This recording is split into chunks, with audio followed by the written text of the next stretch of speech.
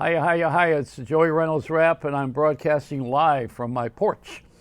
I do this on a regular basis until they stop me. And I don't expect you to approve of anything that I'm doing, and I don't expect you to disapprove. I want you to remain neutral and just try to be non-judgmental.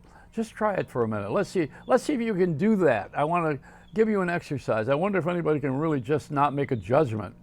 They can watch something on television, watch the news, and not pick a side or be the judge and the jury like the newscasters want us to be. We do have civic issues, and those are easy to solve. Whether we're going to have water or not, that's an easy one. The answer is yes, we need water. Yes, there are no bananas. Remember that song? I don't know if you know that. But we don't need gas. Unless you're going somewhere, you need oil. But I guess we needed to drive all of the things that we use, like electricity. Maybe we do need oil. I guess maybe we need it for our batteries to run the iPhones and all of the electronics that we have in the house, air conditioning. I guess we can't dismiss oil, but which is more important? Oil and water don't go together, but I guess they do now. Because it's just as expensive to pay for water as it is oil. There's a war going on, not the Ukraine and Russia, but between France and Italy. It's a water war.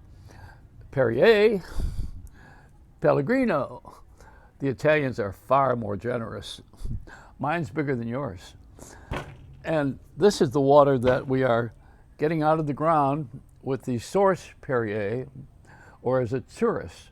And there's bubbles in it, and it's bubbly because it has a natural carbonation, which Coca-Cola has been trying to do for years. Of course, they can't talk about comparing what they have to water because they use water, but they sell water. Do you know that Nescafe and I think it's Coca-Cola is the biggest water seller in the country, I believe, if I got this right, in American water. They probably just have a garden hose and go in the backyard and fill it like we used to do in Jersey and pretend that you have Perrier. Well, we were a little sleazy back then. Not anymore. I got out of Jersey, but Jersey never got out of me. And I will tell you that we have the war with the war. We got to have water. We got to have it. We're 90% water, they say, our bodies. That's why I get up and pee in the middle of the night, a couple of times. What is it? I have a prostate that's the size of a grape. Is that what they say? No, they don't say that. I made it up. It's the size of a cashew nut. So what we have here is a little bit of a demonstration. I like the Perrier because it opens easier and it fizzes very nicely. Look at the bubbling on it. See, it's very cool. It's like looking at a fish tank. See, that's good. You don't need to have Coke Zero. This is water zero. Well, no, it's just water is zero because there's nothing in it. You don't put anything in it except the carbonation's natural. That just comes that comes right out of the ground. I don't know how they do it, but it's carbon dioxide. Is that what it is? I'm not a scientist, but I'm working on it, and I'm concerned about the weather. If it don't rain, nothing grows. And I used to say that for some reason that love is like a frog. The more you dissect it, the more you learn about it. Love is like a frog. You dissect it, you learn more about it. But in the process, you've killed the subject. That's the bad thing about love like a frog. But I have a lot of things that I think about in my crazy little head. I was thinking about Morgan suing Morgan. I would like to see that. I would like to see the Morgan family fight with each other. The fat one, he would be the first one to go. Who is it? Piggy Morgan. Yeah, that's it. The law firm of Putin and Putin. Trump and Trump. No, let's listen. Don't make a judgment on this, Art. This is not a political program, and you don't have to be a Democrat or a Republican. You just have to be an American idiot like I am, and realize that Trump's name is never out of the news. This guy, ever since he was president, he has hired 47,000 publicists to keep him alive. I mean, to keep it. This is, but honestly, nobody becomes president without the media. You cannot, and not this one, not the one I'm on, not the internet. That's a small. This is just a little piss pot. The thing that makes you president of the United States is for people to see you all of the time. And they get so familiar with you that they either hate you and vote or they love you and vote. But there's always a contest. We always have a contest. It's not. It used to be once in a while. Every few years you'd elect somebody. But now, I mean, God, every day it's the approval poll because there's money in it. People want to have something to talk about on the air. There's 600 television channels that need to fill it with something, and they usually put so much garbage on it. And one of the things is that the discussion now is whether Trump should be allowed to be on Twitter, which Elon Musk has decided that it's okay. If he buys Twitter and they approve the sale, then he's going to allow Trump to get back on there again and say whatever he has to say. But I don't know. He doesn't need it. He's saying it anyway. I mean, this guy he's like a real, what we used to call in our radio and television business, we would call him I hate to say this to you, but it's true, we would call him a broadcast whore. A prostitute gets paid.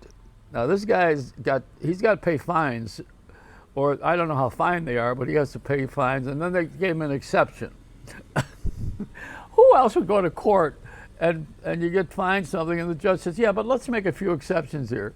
Oh yeah, child support. Yeah, give her the money, but not if she can't play the game right. Then don't give her the money. Only with someone like Trump, who gave all of these guys these jobs, which he did. He loaded up the Supreme Court and the judges and the lawyers. He gave all these guys these jobs. So they're looking, saying, well, I better pay him back a little bit. The guy's been very generous with me. I wouldn't be here if it weren't for him, so I better show a little respect for him. And besides, it's not bad having a swine dinner over at Lago Mar, or Mar-Lago. I used to live at Lago Mar, which was Mar-Lago backwards, but it's called Lago Mar, honestly. It's in Florida. And we had beautiful, it was not like Palm Beach, but it was very beautiful homes, very expensive homes. And that's why I'm not there. And it's on a golf course, and my wife was a star golfer, at the time. So we have a different kind of a lifestyle. The rest of us, we do not have the privilege that these people have who have a lot of money. That's the problem, is that we don't have a lot of money, each of us. Now, if the regular person had as much power and medical benefits and as much money as Congress and senators have, we would be fine. We would probably never have an election. No reason to complain about it when you're getting what you want. All your needs have to be met. That's the first thing. But want is different. Or want meets need that's a good crossroad. It's where it's a calamity. It's where there's a meeting of the mind somewhere. Where you want to have what you need, but then it's what I want. Usually I want what I need, and then we go from there. But this philosophy of it is that if everyone has whatever we want, we probably would be then bored and not, there's super rich people are not as much fun as you think they are because they have everything they want. Having been one of those guys at one time for a minute and a half, I will tell you that all you do then is try to hold on to what you got because you don't dare lose it. Otherwise, all your friends are gone. Because if you are wealthy, you're going to have a lot of friends. Believe me. What I liked was when the lottery first began in New York State, there was Curtis Sharp. He was maybe you remember him. He was the fat black guy. He was the bald-headed one. And he wore that cap, that hat. I don't know if you ever watched the lottery in New York State, but it was exciting because Curtis Sharp was the first lottery winner, and he had a dilemma. First of all, he won millions of dollars, but he had a wife and a girlfriend, and so he gave the money to both of them, and now he's with me here on the porch doing Reynolds wraps. You go through the money very quickly when you have someone you really love and then someone who you did love. And the one who loved you the most is actually the one who loves the money the most. It's a game. But I tell you what I despise. I despise the term double down. I still don't understand what that means. Or wrap your head around it. I mean, what are wrapping my head around? Can you imagine coming here from another country and you hear this language? You're trying to learn English, and all of a sudden you hear, well, we're going to double down. I want to wrap my head around this. And it's 24/7. I mean, nobody knows all these expressions that we've come up with that are, what is that, the end of the day. There's no end of the day with a 24-hour society. What day is going to end? It never ends. And there's the never-ending story. There's the other one. I still think love is like a frog. So that's it. It's a wonderful life if you are me, because I have a great life. I don't ever have to worry about anything. All my needs are met. My diapers changed. I don't have to breastfeed. I don't like Trump or Biden. I don't care about Democrats or Republicans. I'm a political atheist, so I'm having a pretty good life right now. It's me and my water. I hope my water doesn't break. Ooh, now that would be, then I'll get a manager. I'll be very popular if my water breaks and I deliver a child. Wow. I would go through with it too. I wouldn't have an abortion. It's a Reynolds wrap.